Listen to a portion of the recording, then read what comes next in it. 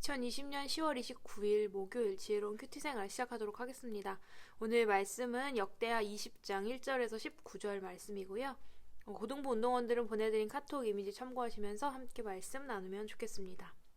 2일 후에 모압 사람들과 암몬 사람들이 마온 사람들과 함께 여호사밧에게 대항해 싸우려 왔습니다.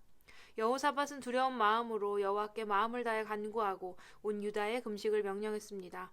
유다 백성들은 유다의 모든 성에서 모여와서 여호와를 찾았습니다.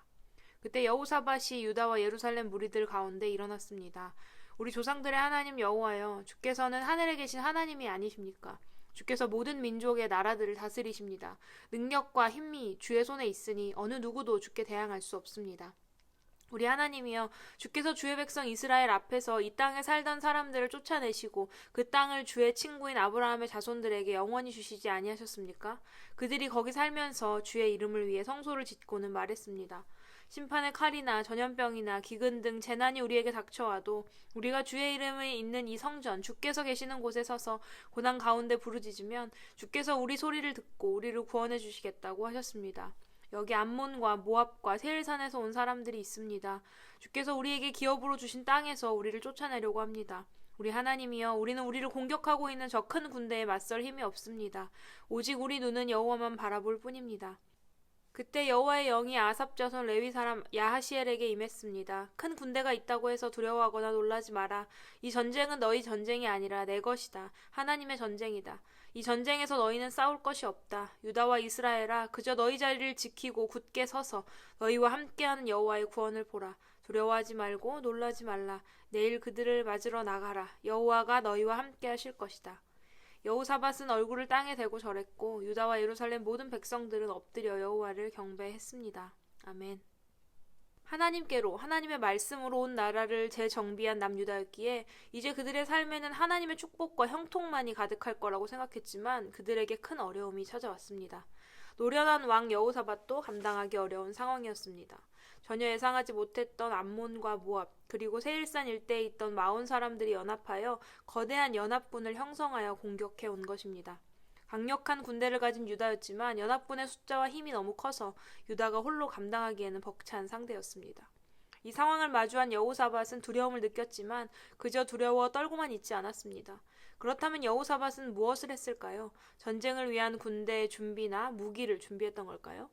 아니었습니다. 여호사밧은 먼저 자신이 하나님께 엎드려 이 상황에 대한 도움을 구하고 또 백성들에게도 금식을 선포하고 함께 기도하라고 이야기합니다. 지혜 있는 자들, 전쟁 전문가들의 조언을 듣거나 자신의 힘을 믿기보다는 하나님께 겸손히 엎드려 도우심을 구한 것입니다. 오늘 본문의 여호사밧이 드린 기도는 좋은 기도의 모델입니다.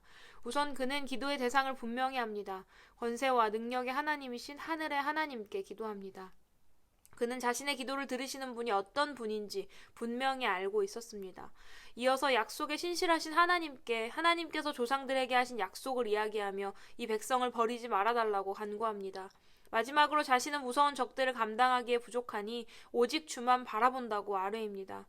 이 기도는 우리가 당하는 위기 앞에서, 두려움 앞에서 우리가 본받아야 할 기도입니다.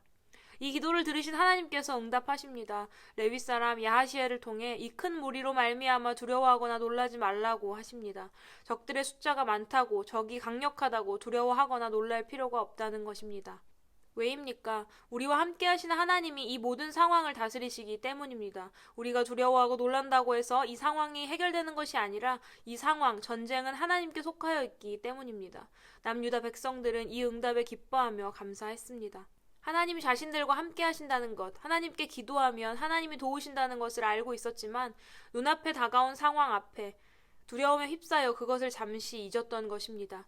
하지만 잊고 있었던 것을 깨달으니 그들에게는 평안함이 찾아왔습니다. 하나님의 말씀대로 순종하면 모든 것이 해결될 것입니다. 오늘 우리들에게도 이와 같은 모습이 있지는 않습니까? 하나님이 나와 함께 하신다는 것, 하나님께 기도하면 하나님이 도우신다는 것을 알고 있지만 내게 찾아온 두렵고 어려운 상황 앞에 하나님을 잊어버리는 모습 말입니다.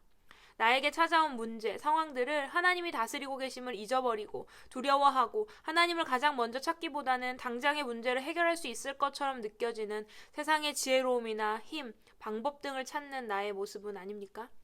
모든 일에 하나님을 가장 먼저 찾기 바랍니다. 힘들고 어렵고 두려운 일뿐 아니라 외롭고 화나고 기쁘고 즐거운 나의 모든 일에 하나님을 가장 먼저 찾으시기를 바랍니다. 하나님을 찾을 때 모든 것이 하나님의 다스리심 아래 있음을 기억하고 모든 일, 모든 전쟁이 하나님께 속하여 있음을 기억할 때 우리에게 찾아온 모든 문제들은 아무것도 아닌 것이 될 것입니다. 우리에게도 평안함이 찾아올 것입니다. 오늘 나를 두렵게 만드는 일은 무엇이 있습니까? 누구 혹은 무엇 때문입니까? 그 모든 문제가 전쟁이 하나님께 속해 있음을 믿으며 그 전쟁을 내 것인 양 근심하지 않는 하나님을 찾고 평안함을 얻는 우리 고등부 운동원들의 삶이 되기를 소망합니다.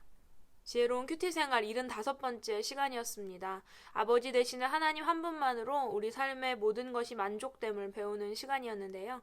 이런 고백과 믿음이 우리 안에 있기를 바랍니다. 오늘의 퀴즈 드립니다. 첫 번째.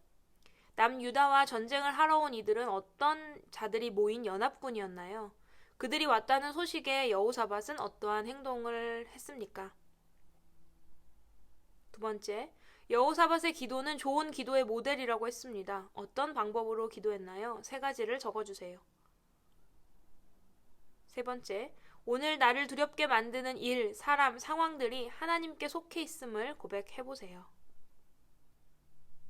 내일은 금요일입니다. 다혜로운 큐티 생활로 또 함께 만나도록 하겠습니다. 샬롬.